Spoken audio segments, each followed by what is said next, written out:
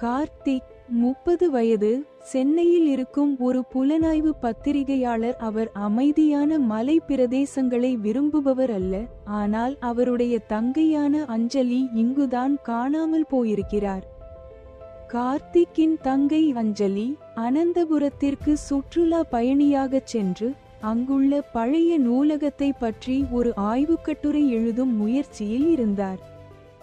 ஒரு வாரம் முன்பு கார்த்திக்கு அஞ்சலியிடமிருந்து ஒரு விசித்திரமான குரல் பதிவு வருகிறது. கார்த்தி, இங்கு ஏதோ சரியாக இல்லை. இந்த நூலகத்தில் புத்தகங்கள் இல்லை, வெறும் கண்ணாடிகள் மட்டும்தான் உள்ளன. ஒருவேளை அவர்கள் என்னை தேடுகிறார்களா?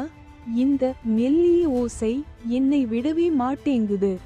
அந்த குரல் பதிவுக்கு பிறகு அஞ்சலியின் போன் அணைக்கப்பட்டு விடுகிறது.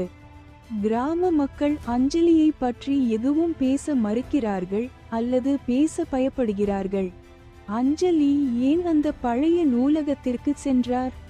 மேலும் அந்த நூலில் புத்தகங்களுக்கு பதிலாக இருக்கும் கண்ணாடிகள் எதை குறிக்கின்றன?